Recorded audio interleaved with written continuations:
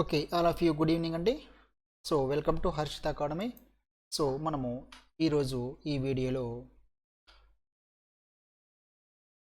ఇంకొక హెల్మెంతిస్ పరాన్నజీవి అయినటువంటి ఒకరేరియా బాంక్రాప్టీ అనేటువంటి హెల్మెంతిస్ పరాన్నజీవి గురించి మనం చూద్దాం.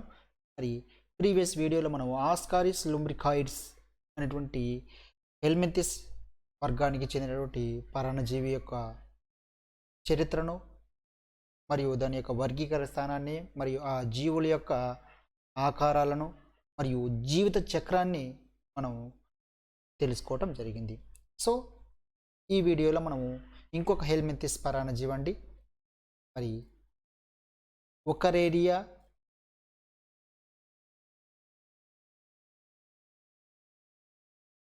బాంక్రాప్టీ ఒకరేరియా బాంక్రాప్టీ అనేటువంటి హెల్మెంతిస్ పరాన్నజీవి గురించి మనం డీటెయిల్డ్గా మనం నేర్చుకుందాం. సో దీని యొక్క వర్గీకరణ స్థానం చూద్దామండి. వర్గం మనకు తెలుసు ఆల్రెడీ, ఇది నెమటోడా లేదా నిమాటి హెల్మెంతిస్ వర్గానికి చెందింది. మరి తరగతి ఇది కూడా సేమ్ మనకి ఈ ఆస్కారిస్ లుంబ్రికాయిడ్స్ మరి వర్గీకరణ ఏ విధంగా ఉందో అదే వర్గానికి అదే తరగతికి కూడా చెందింది. పాస్మీడియా అనేటువంటి తరగతికి చెందింది. ఇక్కడ ఈ వీడియో మాత్రమే మీరు చూస్తున్నట్లయితే దీనికి ముందు ఉన్నటువంటి వీడియోను కూడా మీరు చూడాలి. ఎందుకంటే ఇక్కడ వచ్చేటువంటి కొన్ని రకాలైనటువంటి ఎక్స్ప్లెనేషన్స్ అనేవి ఆ క్లాస్కు సంబంధించినవి ఉంటాయండి. కాబట్టి దీన్ని చూస్తున్న వారైతే దీనికి ముందు ఉన్నటువంటి వీడియోని చూస్తేనే ఇక్కడ మీకు ఈ వీడియో అనేది ఈ వీడియోలో ఉన్నటువంటి అంశాలు అనేవి కొంచెం మీకు అర్థమయ్యేదానికి అవకాశం ఉంది. కాబట్టి ముందు ఆస్కారిస్ లుంబ్రికాయిడ్స్ యొక్క జీవిత చక్రాన్ని సంబంధించిన వీడియో చూసి తర్వాత ఈ వీడియో చూడండి. అప్పుడు మీకు అక్కడ ఉన్నటువంటి అంశాలే కొన్ని ఇక్కడ కూడా రావడం జరుగుతుంది. రైట్. సో ఇది దీనికి సంబంధించినటువంటి వర్గీకరణ. సో నెక్స్ట్, మరి ఈ పరాన్నజీవి అనేది మానవుల్లో ఫైలేరియాసిస్ అనేటువంటి వ్యాధిని కలుగజేయటం జరుగుతుంది.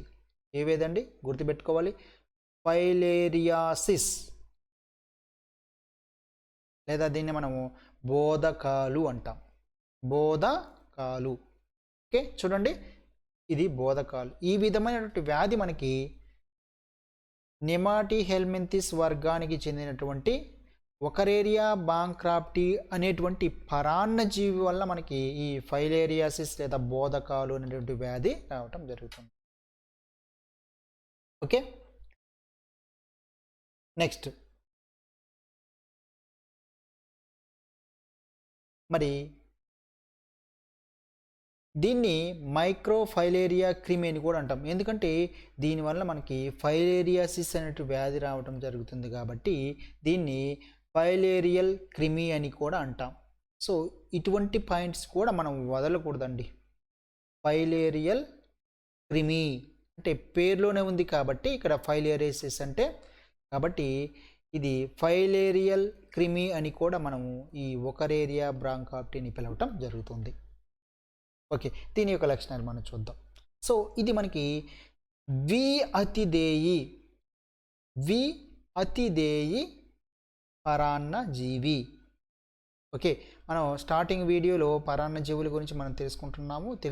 మరి దాంట్లో మనకి ఏక అతిదేయి పరాన్నజీవులు, ద్వి అతిదేయి పరాన్నజీవుల గురించినటువంటి ఇన్ఫర్మేషన్ ఉందండి. సో మీరు కావాలంటే ఆ వీడియో చూడొచ్చు.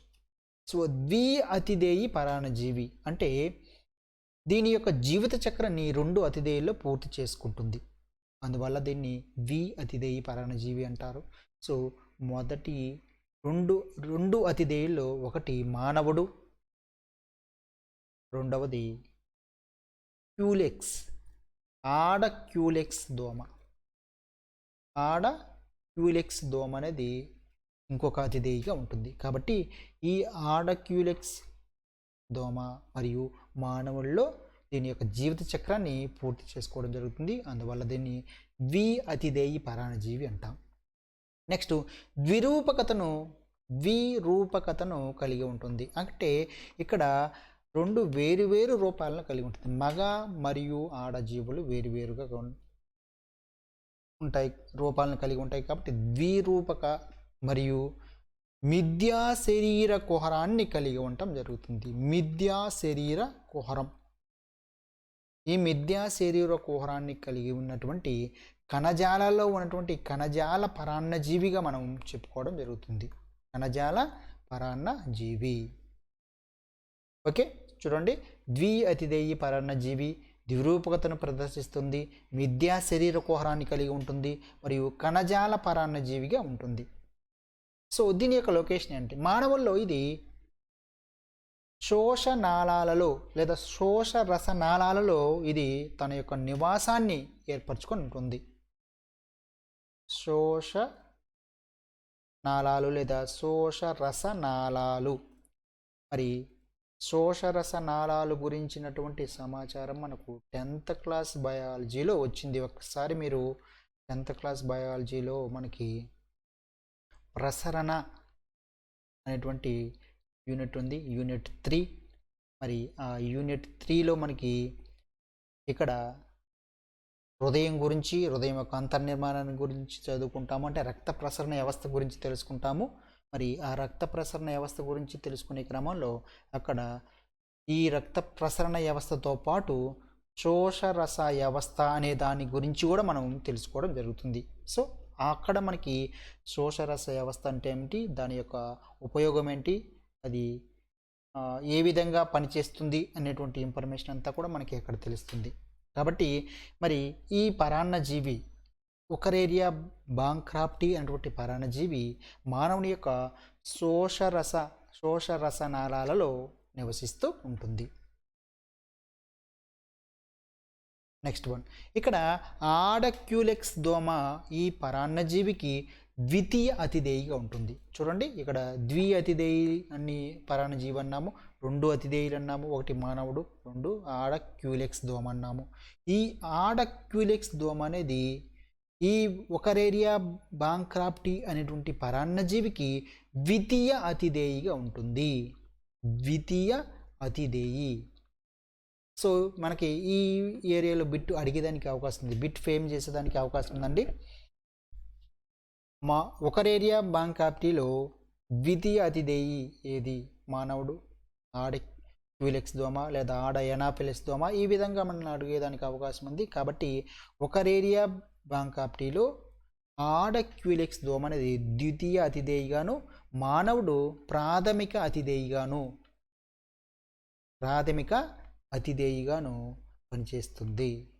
ఓకే, సో ఇక్కడ మనకి ఈ ఆడ క్యూలెక్స్ దోమ అనేది ఈ పరాన్నజీవికి ద్వితీయ అతిదేయిగా పనిచేస్తుంది అని సర్ ప్యాట్రిక్ మాన్సన్, ఎవరో సర్ ప్యాట్రిక్ మాన్సన్ అనేటువంటి ఆయన శాస్త్రవేత్త గుర్తించడం జరిగింది.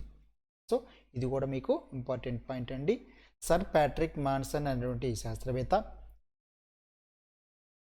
ఆడక్యూలెక్స్ అనే దోమ అనేది ఒకరేరియా బాంక్రాఫ్టీ అనేటువంటి పరాన్నజీవికి ద్వితీయ అతిదేయిగా పనిచేస్తుంది అనేటువంటి విషయాన్ని ఆయన వివరించడం లేదా గుర్తించడం జరిగింది. రైట్. సో నెక్స్ట్ మనకి దీని యొక్క నిర్మాణం మనం చూద్దాం. సో దీని యొక్క నిర్మాణం సేమ్ టు సేమ్ మనకి ఆస్కారిస్ లుంబ్రికాట్స్ యొక్క నిర్మాణం ఏ విధంగా ఉందో అలానే ఉంది. లైంగిక ద్విరూపతను కలిగి ఉంటుంది, శరీరం పొడవుగా ఉంటుంది. ఓకే, మరి ఇంకొక చిన్న దానికి ఆస్కారిస్ లుంబ్రికాట్స్ యొక్క దానికి మరియు ఇక్కడ ఒకరేరియా బ్రాంకటికి నిర్మాణంలో చిన్న తేడా ఉందండి. ఇది మేగడ లాంటి తెలుపు రంగును కలిగి ఉంటుంది. మేగడ లాంటి తెలుపు రంగును కలిగి ఉంటుంది. సో ఈ పాయింట్ మీరు గుర్తుపెట్టుకోవాలి. మేగడ లాంటి తెలుపు రంగు కలిగినటువంటి పరాన్నజీవి ఏది అంటే ఒకరేరియా బాంక్రాఫ్టీ. ఓకే, సేమ్ మిగతాదంతా ఒకే విధంగా ఉంటుంది. పరాంతం పొడవుగా ఉంటుంది, పూర్వాంతం మొండిగా ఉంటుంది మరియు పూర్వాంతంలో నోరు ఉంటుంది. ఓకే, సో ఇటువంటి నిర్మాణ పరంగా సేమ్ టు సేమ్ మనకి ఆస్కారిస్ లుంబ్రికాట్స్ని పోలి ఉంటుంది. నెక్స్ట్ మనకి పురుష మరియు స్త్రీ జీవులు వేరువేరుగా ఉంటాయి తెలుసు కదా, మనకి లైంగిక ద్విరూపకతను కలిగి ఉంటుందని చెప్పుకున్నాం కాబట్టి పురుష మరియు స్త్రీ జీవులు ఇక్కడ వేరువేరుగా ఉంటాయి. సో ఈ పురుష స్త్రీ జీవులు కూడా సేమ్ టు సేమ్ మనకి ఆస్కారిస్ లుంబ్రికారిస్ని పోలి ఉండటం జరుగుతుంది. సో పురుష జీవి మనకి ఈ విధంగా వంపు తిరిగి ఉంటుంది, దాని యొక్క పరాంతం అనేది ఈ విధంగా వంపు తిరిగి ఉంటుంది. చివర చిన్న రంధ్రం ఉంటుంది, అవస్కార రంధ్రం అన్నాము. ఇక్కడ మనకి ఒక జత కైటిన్తో నిర్మితమైనటువంటి పీనియల్ కంటకాలు ఉంటాయని చెప్పుకున్నాము. పీనియల్ కంటకాలను కలిగి ఉంటుంది. మరి స్త్రీ జీవి చూసుకున్నట్లయితే స్త్రీ జీవి యొక్క పరాంతం మనకి నిటారుగా ఈ విధంగానే ఉంటుందండి. ఈ విధంగానే మనకి స్త్రీ జీవి యొక్క పరాంతం అనేది నిటారుగా వంపు లేకుండా ఉంటుంది. మరియు చివరన మనకి రంధ్రం పాయువుతోటి అంతమవుతుంది. మరి ఇక్కడ ఆస్కారిస్ లుంబ్రికారిస్లో మాదిరిగానే నోరు దగ్గర నుంచి 1/3 దూరంలో ఇక్కడ ఒక చిన్న రంధ్రం ఉంటుంది. దీన్ని మనం స్త్రీ జనన రంధ్రము లేదా యోని రంధ్రము అని కూడా అన్నాము. యోని రంధ్రం సేమ్ టు సేమ్ అదే విధంగా ఉంటుందండి. ఆస్కారిస్ లుంబ్రికారిస్ అనేది ఆడ మరియు మగజీవులు ఏ విధమైన నిర్మాణాలని కలిగి ఉన్నాయో అదే విధమైనటువంటి నిర్మాణాలని కలిగి ఉండటం జరుగుతుంది. సో ఇక్కడ మనకి స్త్రీ జీవులు ఇంకొక పాయింట్ ఇక్కడ మనం గుర్తుపెట్టుకోవాల్సిన పాయింట్, స్త్రీ జీవి అనేది అండ శిశుోత్పాదక జీవి. అండ శిశుోత్పాదక జీవి అంటాం. ఓకే, ఇక్కడ రెండు ఉన్నాయండి, అండం ఉంది మరియు శిశుోత్పాదక రెండు ఉన్నాయి. సో అండోత్పాదకాలు అంటే ఏమిటి, శిశుోత్పాదకాలు అంటే ఏమిటి అనేటువంటి విషయాలు మనకి 8th క్లాస్ బయాలజీలో వస్తుందండి. 8th క్లాస్లో జంతువుల్లో ప్రత్యుత్పత్తి అనేటువంటి పాఠంలో మనకి ఆ టాపిక్ మనం డిస్కస్ చేసుకుంటాము. సో అండోత్పాదకాలు అంటే గుడ్లు మాత్రమే పెట్టేటువంటి, గుడ్ల ద్వారా పిల్లల్ని పెట్టేటువంటి వాటిని అండోత్పాదకాలని, పిల్లల్ని కనేటువంటి జీవులను మనం శిశుోత్పాదకాలు అంటాము. సో ఇక్కడ ఈ ఒకరేరియా బాంకాప్టి అనేది అండ శిశుోత్పాదక జీవి అని చెప్పుకోవడం జరుగుతుంది. అండాలను మరియు శిశువులను రెండింటిని కలిగి ఉండటం జరుగుతుంది. కాబట్టి దీన్ని ఓవోవివిపారిస్ అంటే అండ మరియు శిశుోత్పాదక జీవిగా మనం చెప్పుకోవడం జరుగుతుంది. రైట్, నెక్స్ట్ దీని యొక్క జీవిత చక్రాన్ని మనం పరిశీలిద్దాం. జీవిత చక్రాన్ని మనం చూసినట్లయితే మరి ఇది ద్విఅతిదేయి అని చెప్పుకోవడం జరిగిందండి. ద్విఅతిదేయి పరాన్నజీవి అన్నాము. కాబట్టి ఇది తన యొక్క జీవిత చక్రాన్ని 2 అతిదేయుల్లో పూర్తి చేసుకుంటుంది. చూడండి, సో ఇక్కడ నుంచి ఈ భాగం అంతా కూడా మానవుల్లో జరిగేటువంటి జీవిత చక్రం. సో ఈ భాగం అంతా కూడా దోమలో జరిగేటువంటి జీవిత చక్రం. సో ఈ విధంగా మానవుడు మరియు దోమలో తమ యొక్క జీవిత చక్రాన్ని పూర్తి చేసుకుంటుంది ఒకరేరియా బాంకాప్టి అనేది. సో ఇప్పుడు మానవుల్లో జరిగేటువంటి జీవిత చక్రాన్ని గురించి మనం డీటెయిల్డ్గా తెచ్చుకుందాం. మానవుల్లో ఏ విధంగా జీవిత చక్రాన్ని పూర్తి చేసుకుంటుంది అనేటువంటి విషయాన్ని. సో ముందుగా ఈ విధంగా ఉన్నటువంటి ప్రౌఢజీవులు మానవుని యొక్క శోషరసనాళాలలో చుట్టలు చుట్టుకొని ఉంటాయండి. ఎక్కడున్నాయి? శోషరసనాళాలు. శోషరసనాళాల్లో ఈ విధంగా ఉన్నటువంటి ప్రౌఢజీవులు అంటే ఇది మేల్, ఇది ఫిమేల్, ఇలా మేల్ ఫిమేల్ 2 జీవులు చుట్టలు చుట్టుకొని మానవుని యొక్క శోషరసనాళాల్లో ఉంటాయి. సో ఇక్కడ ఇవి సంపర్కం కూడా జరుపుకోవడం జరుగుతుంది. ఎక్కడ? శోషరసనాళాలు. మరి ఆస్కారిస్ లుంబ్రికారిస్ ఎక్కడ సంపర్కం జరుపుకుంది అంటే చిన్న ప్రేగులో జరుపుకుంటుంది. మరి ఒకరేరియా బాంకాప్టి అనేది ఎక్కడ సంపర్కం జరుపుకుంటుంది అంటే శోషరసనాళాలు. సో ఈ రెండింటికి మనకి డిఫరెన్షియేషన్ చూసుకోవాలి మనం. ఈ 2 హెల్మింథిస్ పరాన్న జీవులు కాబట్టి ఈ రెండింటికి మనం డిఫరెంట్ చూసుకోవాలి. నెక్స్ట్ అదేవిధంగా మనకి ప్రోటోజోవా వర్గంలో నుండి 2 జీవులు, వాటి గురించి కూడా మనం అక్కడ డిఫరెన్షియేషన్ మనం తెలుసుకోవాలి. ఓకే, మరి ఇది శోషరసనాళాల్లో సంపర్కం జరుపుకుంటుంది. రైట్, సో ఈ విధంగా శోషరసనాళాల్లో సంపర్కం జరుపుకోవటం వల్ల స్త్రీజీవి అనేది మైక్రోఫైలేరియా అనేటువంటి డింబకాలను విడుదల చేయటం జరుగుతుంది. సో చూడండి, మైక్రోఫైలేరియా.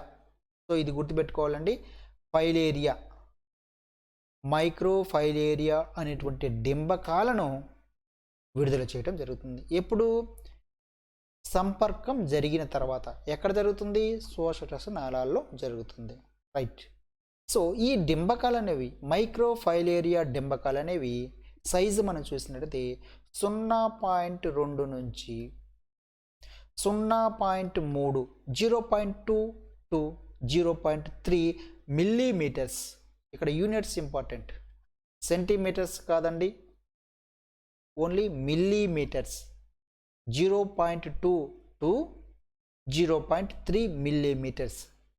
మరి ఏంటి? మైక్రోఫైలేరియా యొక్క పొడవు, మైక్రోఫైలేరియా అనేటువంటి ఈ డింబకం యొక్క పొడవు 0.2 నుంచి 0.3 మిల్లీమీటర్ల పొడవును కలిగి ఉంటుంది.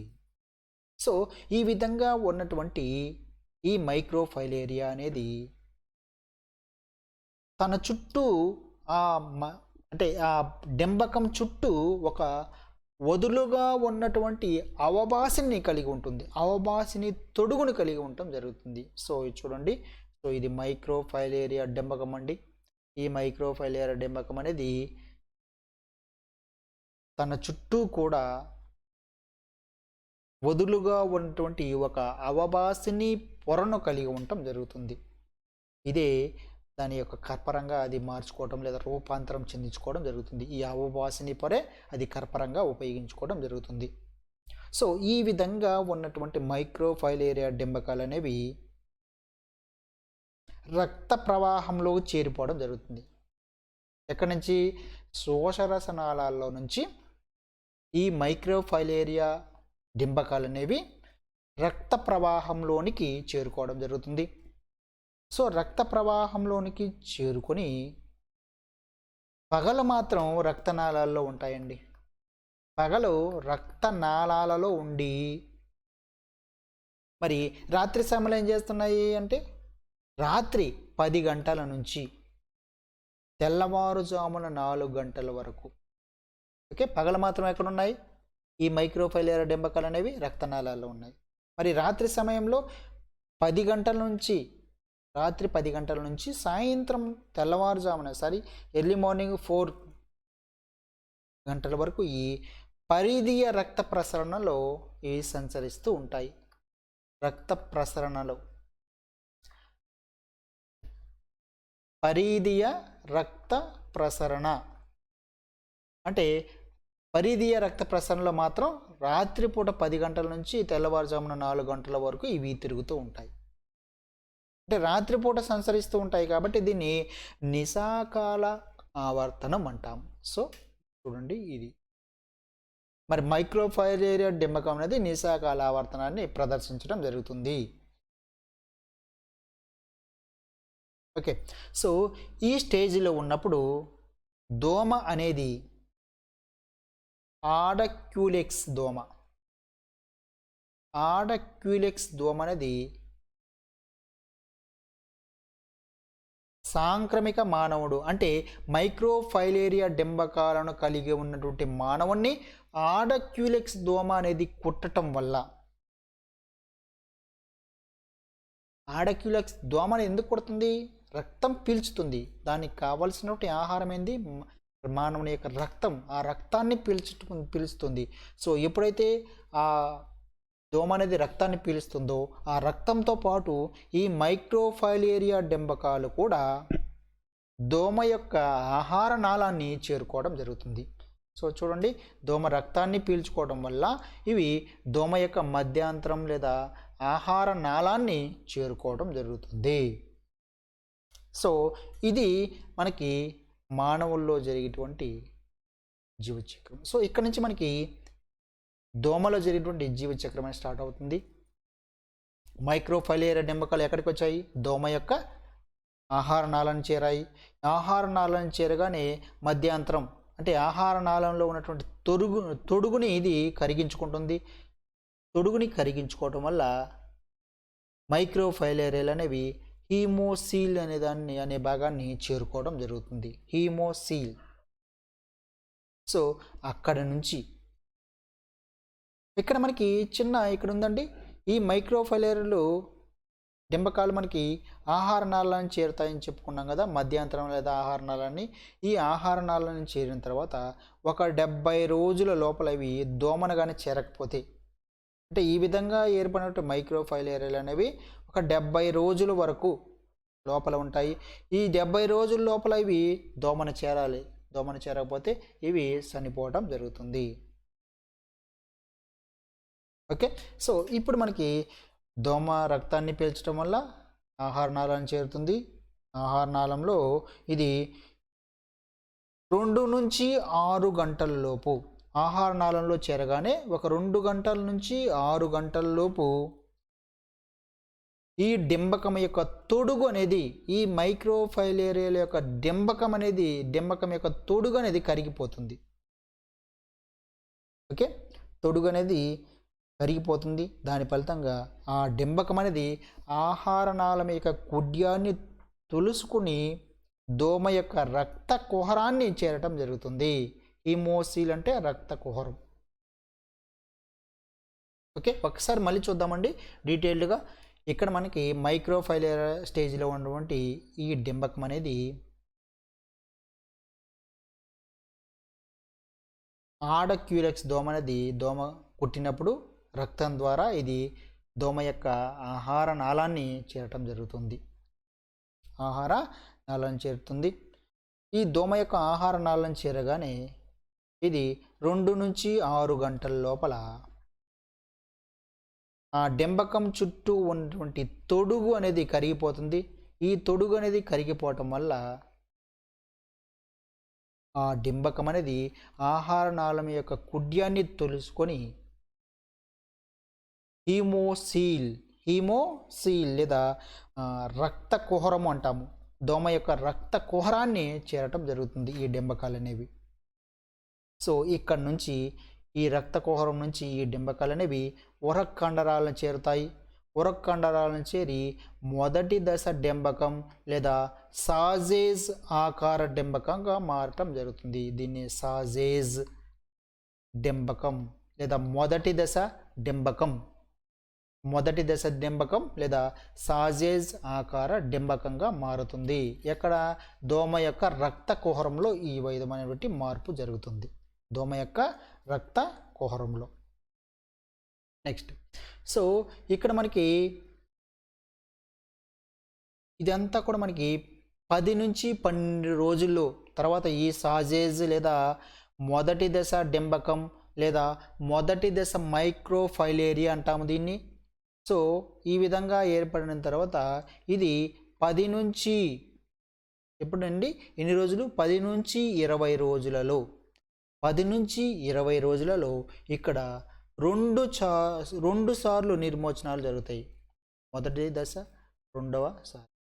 మొదటిసారి, రెండవ నిర్మోచనం ఇది.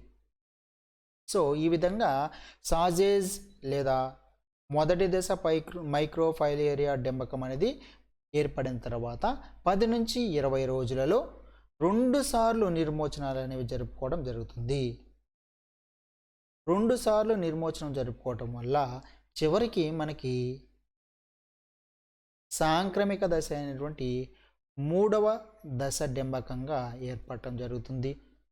దీన్ని మనము 3వ దశ. సో ఇది మనకి 3వ దశ మైక్రోఫైలేరియా అంటాము. 3వ దశ మైక్రోఫైలేరియా అంటాము. సో ఈ రూపంలో ఉన్నటువంటిప్పుడు ఇది ఇక్కడ నుంచి ప్రయాణించి దోమ యొక్క లాలాజలాన్ని చేరటం జరుగుతుంది లేదా దోమ యొక్క అధరాన్ని చేరటం జరుగుతుంది.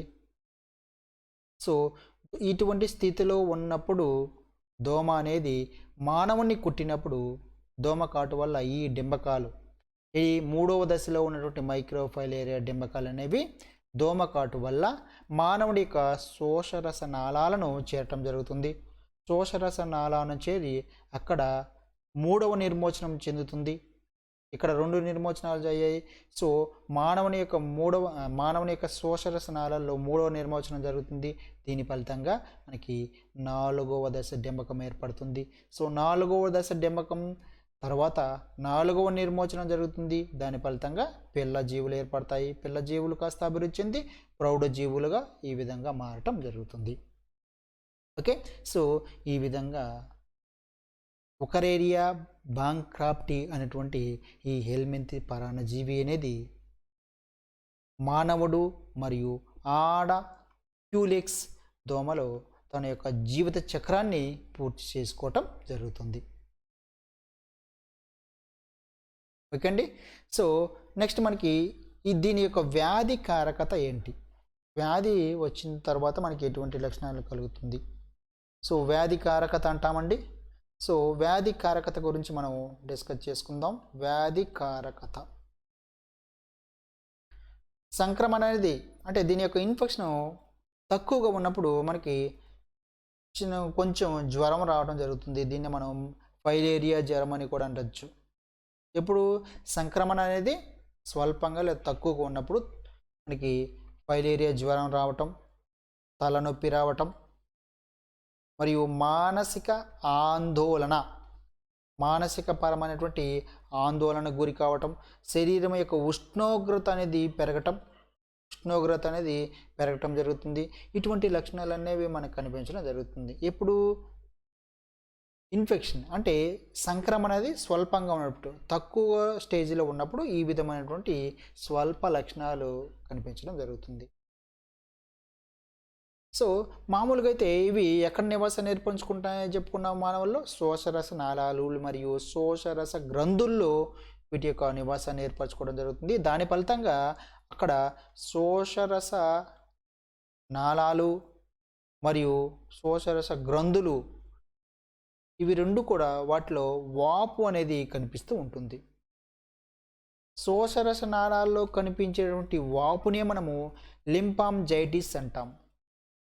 లింఫాంజైటిస్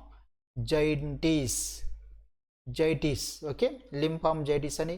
శోషరస గ్రంథులలో కలిగేటువంటి వాపునే మనము లింఫాడెంటిస్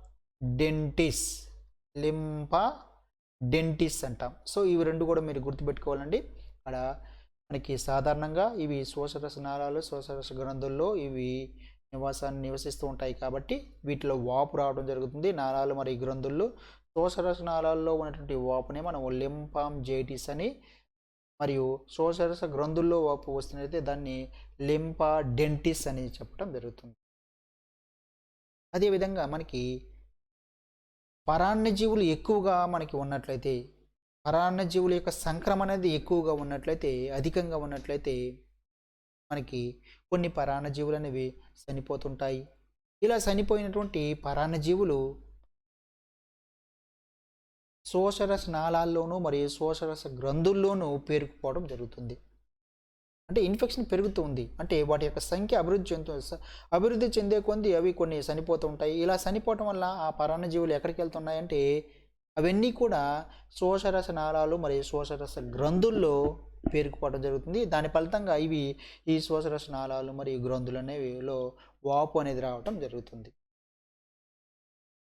ఓకే, సో ఈ విధంగా వాపు రావడం జరుగుతుంది. మరియు ఈ శోషరస నాళాలు మరియు శోషరస గ్రంథుల్లో శోషరస ప్రవాహానికి ఆటంకాన్ని కలిగించడం జరుగుతుంది. శోషరస ప్రవాహానికి ఆటంకాన్ని ఏర్పరచడం జరుగుతుంది.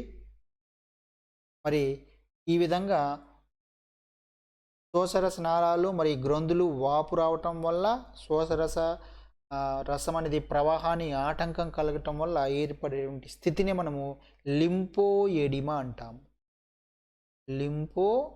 ఎడిమా అంటే వాపు అని. ఓకే అండి. సో ఈ విధంగా మనకి ఇటువంటి లక్షణాలు అనేవి మనకి ఉకరేరియా బాంక్రాప్టి అనేటువంటి దానివల్ల పరాన్నజీవి వల్ల మనకి ఈ లక్షణాలు అనేవి కలుగుతూ ఉంటాయి. నెక్స్ట్ మరి ఇక్కడ ఈ వాపు అనేది ఇంతటితో ఉండదండి. ఈ శోషరస నాళాలు గ్రంథులే కాకుండా ఈ వాపు అనేది శరీరంలో ఉన్నట్టు వివిధ భాగాల్లో కూడా ఈ వాపును మనం గమనిస్తూ ఉంటాం. ఈ వాపు అనేది గమనాంగాల చివరి భాగాల్లోనూ, గమనాంగాలు అంటే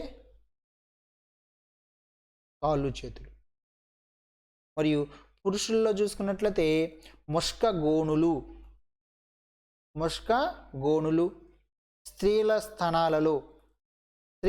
స్తనాలలో మనకి వాపు అనేది కల్పించడం జరుగుతుంది. ఇక్కడ శ్వాసరసనాళాలు గ్రంథులే కాకుండా గమనాంగాలు అంటే కాళ్ళు చేతుల్లో యొక్క చివరి భాగాల్లోనూ, మరియు పురుషుల యొక్క మొషగోణులు మరియు స్త్రీల యొక్క స్థనాలలో వాపు అనేది మనకి కనిపిస్తూ ఉంటుంది. ఈ వాపు ఎక్కడైతే ఏ భాగాల్లో అయితే కనిపిస్తూ ఉంటుందో ఆ వాపు చెందినటువంటి భాగాల్లో ఫైబ్రోబ్లాస్ట్లు,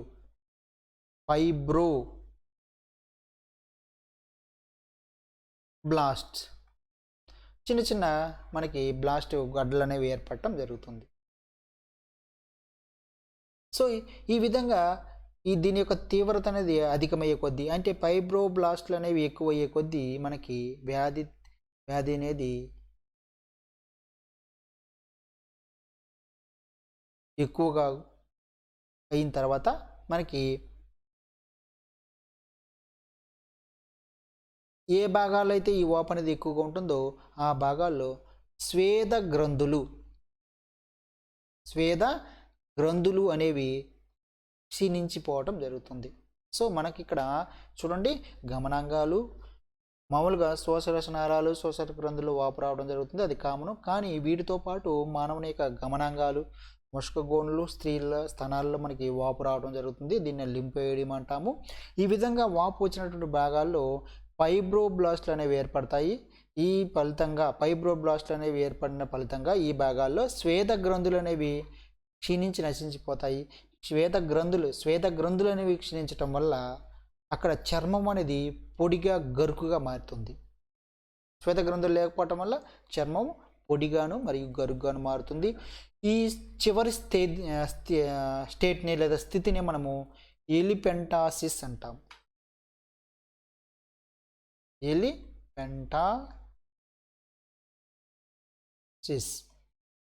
ఓకే, బోధకాలు అని చెప్పుకోవడం జరుగుతుంది, లేదా బోధకాలు అంటాం. సో ఈ విధంగా మానవుల్లో ఒకరేరియా బ్రాంకైటిస్ వల్ల మనకి వ్యాధికారకత అనేది కలుగుతుంది.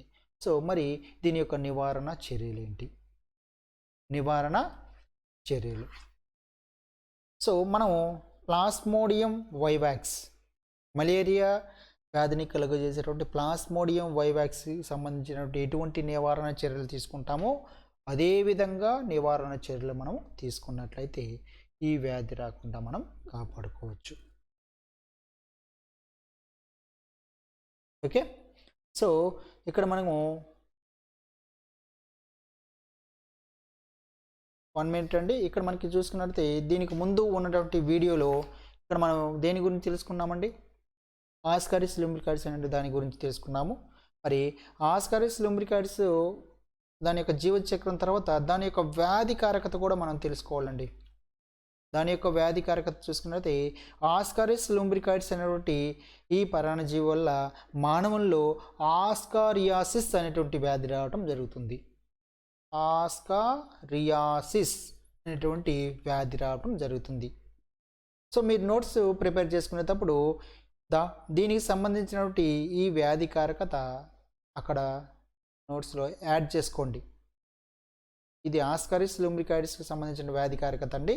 దీనివల్ల మానవుల్లో ఆస్కారియాసిస్ అనేటువంటి వ్యాధి రావడం జరుగుతుంది. మరి ముఖ్యంగా ఇది చిన్న పిల్లల్లో ఎక్కువగా కనిపిస్తుందని మనం తెలుసుకోవడం జరిగింది.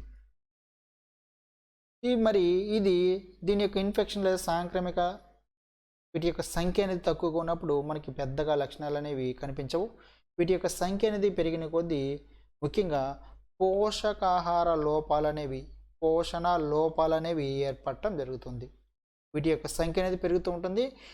సంఖ్య పెరిగే కొద్దీ మనం జీర్ణం చేసుకున్నటువంటి ఆహార పదార్థాలన్నీ ఇవి తీసుకుంటాయి, చిన్న ప్రేగుల నుండి ఇవి తీసుకుంటాయి. కాబట్టి చిన్నపిల్లలు పోషకాహార లోపాలు అనేవి ఏర్పడటం జరుగుతుంది. ఉదరంలో తీవ్రమైనటువంటి నొప్పి రావటం జరుగుతుంది. అదేవిధంగా ముఖ్యంగా జరిగేటువంటి మార్పు చిన్న పిల్లల్లో పెరుగుదల అనేది తగ్గుతుంది, పెరుగుదల తగ్గుతూ ఉంటుంది. సో ఇది మనకి ఆస్కారిస్ లుంబ్రికాయిడ్స్ యొక్క వ్యాధి కారకత. ఓకే అండి. సో ఇక్కడ మనకి నివారణ చర్యలు కూడా మనకి దీని యొక్క నివారణ చర్యలు కూడా మనకి ఏ విధంగా యాంటమాబా హిస్టాలటికాకు అదేవిధంగా మలేరియా పరాన్నజీవికి ఎటువంటి నివారణ చర్యలు తీసుకున్నామో అదే నివారణ చర్యలు కూడా మనం ఇక్కడ పాటించాలి. సో అటువంటి నివారణ చర్యలు పాటించినట్లయితే ఇటువంటి దీనివల్ల మనకి ఆస్కారియాసిస్ అనే వ్యాధి రాకుండా మనం కాపాడుకోవచ్చు. ఓకే అండి. Thank you for watching. Next వీడియోలో మనము ఒక చిన్న టాపిక్ ఉందండి. ఆ టాపిక్ తోటి మనం ఇక్కడ ఈ టాపిక్ని అంటే ఈ యూనిట్ని మనం కంప్లీట్ చేసుకుంటాము. సో ఇప్పటి వరకు ప్రోటోజువా మరియు హెల్మింథిస్ వర్గానికి చెందినటువంటి పరాన్నజీవులు అయినటువంటి 4 రకాల జీవుల గురించి వాటి యొక్క జీవిత చక్రాల గురించి నేర్చుకున్నాము. నెక్స్ట్ శిలీంధ్రాల వల్ల కలిగేటువంటి వ్యాధులు, బ్యాక్టీరియాల వల్ల కలిగేటువంటి వ్యాధులు మరియు వైరస్ల వల్ల కలిగేటువంటి వ్యాధుల గురించి మనం నెక్స్ట్ వీడియోలో మనం డీటెయిల్డ్గా మనం తెలుసుకుందామండి. సో దీని తర్వాత ఇంకొక చిన్న టాపిక్ ఉంది. పొగాకు, మాదక ద్రవ్యాలు, ఆల్కహాల్ దుర్వినియోగం అనేటువంటి ఒక జనరల్ టాపిక్ ఉంది. మరి ఆ జనరల్ టాపిక్ తోటి మనం ఈ యూనిట్ని మనం కంప్లీట్ చేసుకుందాం. థ్యాంక్ యూ అండి. Thank you for watching.